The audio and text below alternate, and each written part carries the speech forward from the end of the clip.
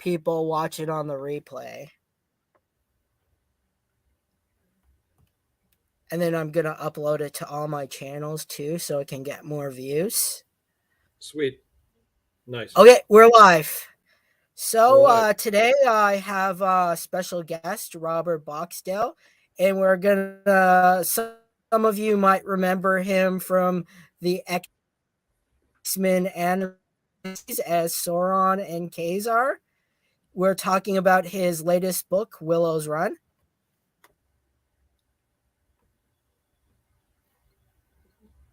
My debut novel.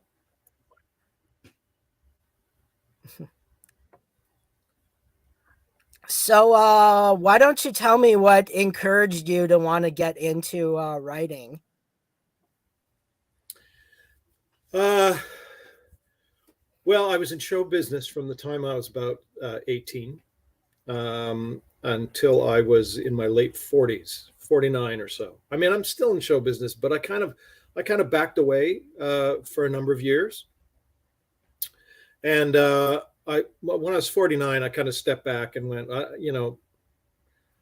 got to take a break. I'm not sure what I want to do. And there was an opening at this library system that was nearby where I lived up north. And I got a job there, kind of barcoding their collection and stuff, just as a, small job. But I liked it so much that I kind of started working my way up the ladder. I went back to school and I became a librarian, actually, and ended up having my own branch. Yeah. So I had my own branch of this library system, and I really enjoyed it. It was really quiet. I was surrounded by books. I've been an avid reader all my life, and I was kind of inspired. I started reading all these books on writing, and I've always written like short stories and scripts, and I wrote a TV series. I was in development with Global for a number of years, but I thought I wanted to write some long form or something. So I started reading all these books about writing, and I was inspired by that. And a friend of mine, she was working in another library, and she said, "Oh, I did this, what is it called? November novel writing NaNoWriMo. I don't know what it's called. You write a whole novel in the month of November. It's a worldwide phenomenon. People do it all over the place." And I had never heard of this before. She said, "Oh, I did it last year and I wrote a novel." I'm like, "That's freaky. That's crazy. I'd like to try something like that." But I didn't. Instead, I prepared myself instead of just jumping into it. And I started writing a book. I started writing this novel. And I was following Stephen King's book on writing. And he had a lot of I thought, really sound advice that kind of struck me as being useful, really useful to me. Other books may be better for other writers, but this one was good for me. He talked sense to me, saying, just write every day, just write every single day, and don't read it, just write it. It's always going to be bad, so just write it. So I wrote 1,000 words a day, every day, even on the day of my father's funeral that year, every day, regardless, until I got to the last page of the story that I wanted to write, where I wrote the end. I never looked back. I never checked facts. I just kept writing. And I really enjoyed the process. It was a lot of work, but I enjoyed the process. So when I got to the end of it, it was a huge novel. It was massive. And I'd written by hand. So I put it away. I wish I could do that. I can't do that anymore. I have tendinitis in my early 20s. So Right. I type everything. I used to have to do the speaker app, but it Yes. was pretty good because it learned every time you corrected the mistake. Well, I find that that's kind of true. See, I write longhand and then I read it into the microphone. I use the voice program, the voice to text program. And I find that it learns certain things, but it doesn't learn others. When I started off this process, which was, like 8-9 years ago, I was using a borrowed program called Dragon, and you had to train the dragon, your dragon. Uh, and it's true. They say first you got to train your dragon to recognize your language, your speech, all of that kind of stuff, right? And it didn't recognize swear words. Oh gosh, yeah, I remember that. Yeah, and my first book was full of swear words. I mean, the first drafts where there was a lot of swearing. One of the characters just swore all the time, and this darn program wouldn't recognize all these swear. I was trying to train it, not swearing into the microphone as clearly as I could. It was pretty funny. Um, anyhow, yeah. So I went through 19 different drafts of this book over 9 years, and and well, there it is in the background behind me. That's the cover. And it's available on Amazon. I'm going to put the link up so everyone can see it. That's available. That's There we go. Amazon. Now you might have some of your folks that don't want to buy on Amazon.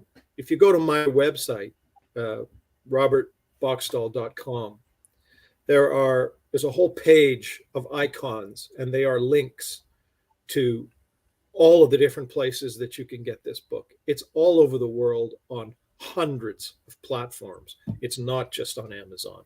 So if you want to go to Barnes and Noble, if you want to go, there's local bookstores that have it. There's libraries that have it. So it is kind of everywhere now.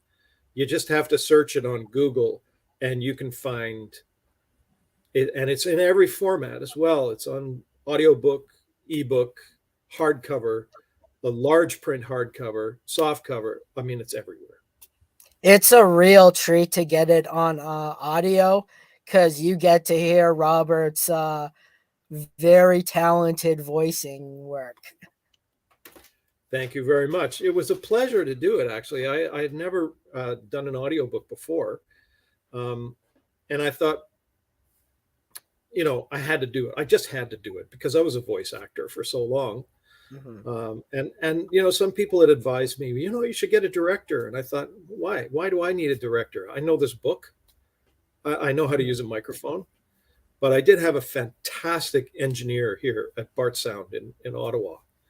Mm-hmm. And it was an amazing experience. It took a long time, and it was very expensive. But Jim Gardner, he was the engineer on it. He was incredible to work with. So, yeah, it is a good product. It turned out really well, didn't it? Yeah. So what I really like about your book is that you're very creative with your words, and how you give inanimate objects kind of like a life, like Ravi. I thought that was pretty cool and funny at the same time. Yeah, I was inspired by a lot of people who name their cars. I don't know if you do that, or I do have. I've never done it myself, but I do have friends who every car they've ever had, they have a name for it because they feel that the car has a personality, or their pickup truck, or whatever, their vehicle. Mm-hmm. And a lot of people, everybody names their boat, right? Yeah. Boats have names, and some people name their cars. So I was inspired by that. When Elsima, the main character, is on this incredible journey that she has to take, I think it's important for her to have company, someone to talk to. And mm-hmm. So she anthropomorphizes this vehicle to become, kind of a being, and it has its own personality. It does certain things. It feels a certain way when she's in it. It reacts a certain way. Not to say that it's some kind of magic bus. It's just that mm-hmm. she has a special relationship with this thing. Yeah. Which is interesting because it's a stolen vehicle. Right? Yeah. What I also liked is that each chapter had a different character in it. And then it kind of felt almost like Lord of the Rings, where near the middle or end, they all connect to each other. It's a structure I've always really enjoyed because, like I said earlier, I'm an avid reader, and when I wrote this book, I wanted to write the book that I always wanted to read. It's like this book isn't out there yet, so I'm going to write it, and that's the structure I really like. Is when you start off with a character, chapter with a character, and then another character, and another character, another character. Then you go back to the first one, and you kind of learn a little bit more. The story follows each one, and eventually they intersect. You're right, it does take a long time for everyone in the book to intersect, because there's some stories that take place underneath, right?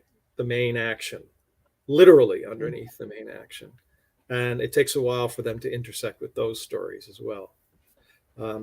But it was certainly a lot of fun when I was writing it to introduce my characters to each other, because by that point, I didn't know what was going to happen when they met.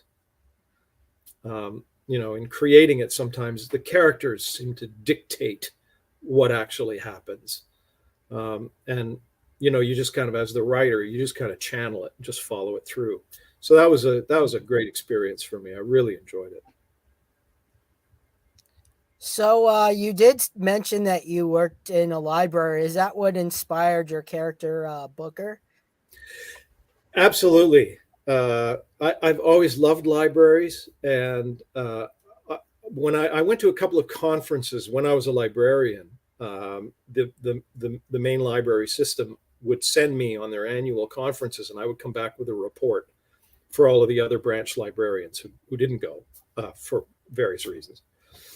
And I got to go on these tours of libraries when I went to the big national convention. That was one of the things. They would get us on a bus and they would take us to all the branches and show us all the new innovations or all the renovations or all that kind of stuff. And it was really interesting for me. And the library, the buildings I always loved the most were the older ones, these old Carnegie libraries. And then I found one that wasn't too far from the town that I was working in up north. Well, it was fairly far away, but this town still had this Carnegie library. And that's the one that I use in the book. I kind of modeled it after that. It's in Bracebridge, Ontario. It's this really old Carnegie library. They've done some modifications to it, but the inside in the center is still fairly intact. It's got those beautiful wooden floors. It's got high ceilings, and it's got really cool stuff outside. I added on to it, of course, made it my own. But the sense of being in a library, in that quiet, surrounded by all those books, all that creativity, all that knowledge, all those beings that have come to fruition through writers' imaginations, to me, it's a really magical place. It's of infinite possibilities. Cool. I'm just pointing out a fun fact that when I was reading your work, I felt that you kind of had my style of, giving things to life. And I read a book that had Chinese zodiacs, and it was talking about how people that have the rat signs are very creative and they're suited to writing. And then I looked at your birthday. I'm like, oh my God, you're a rat too. I'm a rat. Yeah, I'm a rat. I think, I think I am kind of suited to writing. It doesn't mean doesn't mean I like to do it all the time. It's a really tough, it's really hard unless you feel driven and compelled to tell a story and you have the discipline to write, which most of the time I don't. I wouldn't bother. It's just such a long, difficult process. I mean, you read the book, it's 452 pages, and that's about half of what it used to be when it started off. And it's not just that I had to cut those sections, it's that I had to rewrite the whole book. I rewrote it 19 times. I mean, it was just a massive undertaking over years. I wasn't doing it full time. Hmm. Believe me, it was like my ship in a bottle. I would revisit it for several months a year while I had my real life going on. You but the writing suits me because I like the quiet. I like being in a private kind of zone where I can, just think my own thoughts. Um, Despite having been in show business for almost 40 years, I'm an introvert. So the pandemic was fine with me in terms of I could have been locked down for the last 3 years. It would not have bothered me a bit. Not one bit did it bother me. In fact, I kind of liked it. It was quiet. People Hmm. weren't bothering me saying, "Hey, do you want to go to a movie? Do you want to go to the theater? Do you want to go to a restaurant?" Nobody was I bugging me, also, right? yeah, I also liked how it was very quick to get anywhere. Like our Toronto trips, what took forever, was like half of that. I'm like, wow, we got here, but we got home before nightfall. That's something. Exactly. It's true. I really I liked going, I walk a lot, and I liked going out for walks in the evening because it was just dead quiet and there was nobody out. It was almost post apocalyptic during the lockdown. And I really liked that. You're not afraid of getting run over or mugged or any of that stuff, Mhm. right? So, but yeah, no, I do like the isolation of writing. Um, and if I had more time, which I may be getting again soon, um, I would write even more. I'm in the midst of my second novel right now, so I'm taking whatever time I can to work on that. Cool. Do you have any favorite characters that you wrote? Is there one that stands out? In that book, Yeah. I love them all. I love them all. Now, maybe I don't love them all equally, um, but Alcima is very close to my heart, Hmm. um, because I think if anyone in that book is heroic, it's her. Uh, Considering what she goes through just during the span of this book, which is only like 10 days, um, what she goes through in that short period of time, it's kind of mind blowing. Um, Luckily, she's equipped for a lot of this stuff. She's a very powerful individual, having been an athlete all her life. But I think because she does all this stuff herself. She's trying to get off of these terrible drugs that her husband had her on, and these painkillers, and weaning herself off of alcoholism. And I mean, just the road that she's taken has been a really rocky one, and yet she keeps pushing forward. So, I'm kind of in awe of her.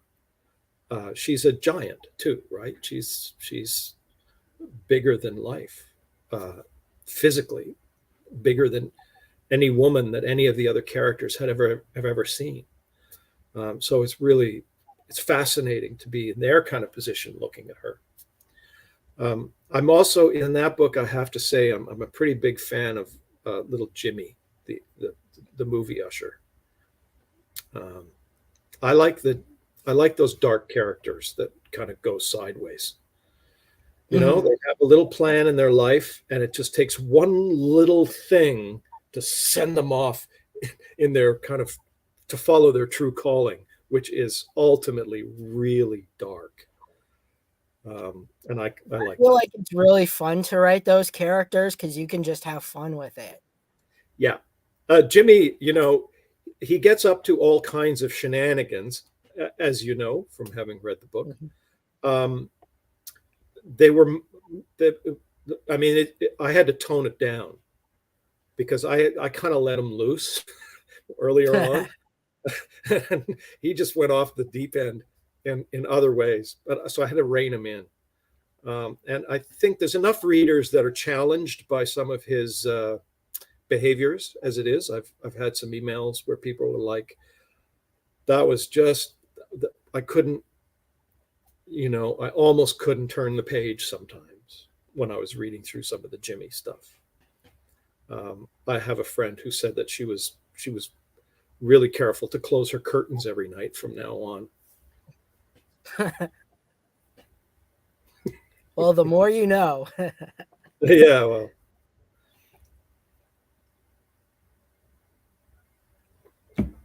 So, was there any kind of research that you did for the book? Because you, the main character, Alcima, goes through an abusive situation, and then we have another character who's suffering from a mental disorder, and someone who studied that, I kind of like picked up on it. I'm like, well, you know, for the first, this was because it's my debut novel, right? mhm, I thought was probably, best to write what I know. I didn't want to go too far off into, the land of the unfamiliarity and trying to make that real. So I have driven a massive RV across the country. I know what that's like. I didn't do it for research for the book. I had done mhm. it several years previous for a family vacation. I've But always wanted to do that. it's pretty awesome. It is pretty awesome. It's hugely expensive now, obviously, Hmm. um, but it's great. I recommend it if you can afford it. Mm. I can't now, but back then I could. Anyhow, Yeah. um, some of the uh, some of the stuff that the mental health issues, the brain injury stuff that Booker Mhm. incurs, all of that, the loss of his family. I had done research on that years before because that was a kind of an integral part of a TV show that I had created, and I had written the initial movie script for it, and then it was bought, and we turned it into a TV series, and it was bought, and then it was reverted back to me after a number of years. So I owned it again, and I decided, okay, nobody else wants it, so I'm going to incorporate some of this story into my novel.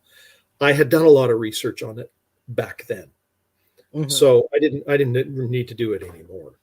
Um, I just kind of transposed some of the stuff. The stuff that I really had to kind of figure out was the technical aspects of Ravi, why it turned over when it did, what would cause that, what kind of engine would there be in that car, in that vehicle, how much fuel it would take, the specifications of that vehicle. I, I wanted to be true to that, and I didn't know any of those things, so I did have to research that. Otherwise, the people, the places, the job of being a librarian, I was doing it at the time, so I was writing what I knew. So, can you share a little tidbit of what you're working on next? Of course I can. Of course I can. I'm writing a I've written, I'm in my second draft right now. It's another novel. It's called She Carried the Sea. And I don't know if that's a working title or if it's going to be the final title. This thing was called Into Each Life for like 8 years. Uh, but this one's called She Carried the Sea. I think I may keep it. It's based on a poem by a German poet about the first woman who cried back in Neanderthal times, who realizes that she has the sea trapped inside of her because of the taste of the salt in her tears. And it's loosely based. The initial event is loosely based on a true story, something that happened to someone I vaguely know, um, and it's a bit of a ghost story.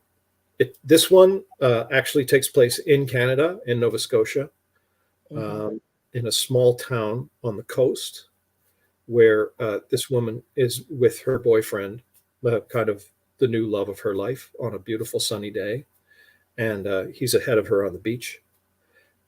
He turns around to her at one point. They're just fooling around, laughing, and they're going to have a picnic. And he turns around to wave at her, and this huge wave comes in, a rogue wave comes over and sweeps him out to sea, and he's gone. She never sees him again. It's like that. He's gone, and she's left alone on the beach. And that's kind of the beginning of the book. Mm-hmm. And it deals with loss and grief and the relationship that this woman develops with the ocean, with the sea. She ends up living right on the coast, on this cliff, renovating this house, overlooking the beach where her boyfriend was taken from her. And it's about her experiences with this house and with the sea and with that beach. So it's not as kind of action-packed as Willow's Run, because Willow's Run is designed to be a page-turner. But it's got a very different structure. The chapters in this book on She Carried the Sea are extremely short, like extremely short. It's almost like every chapter is a short story, nothing more than that. And some of the chapters are literally flash fiction. So they're like, there's nothing more than like 1,000 words. Most of them are like 600 to 800 words. It's just like you turn the page, you've got a new chapter. So events do unfold fairly quickly. And I like it. Again, it's another female character who is the main character. I love writing women characters. They're just so much more interesting to me than men. They're so much more dimensional. There's so much more going on.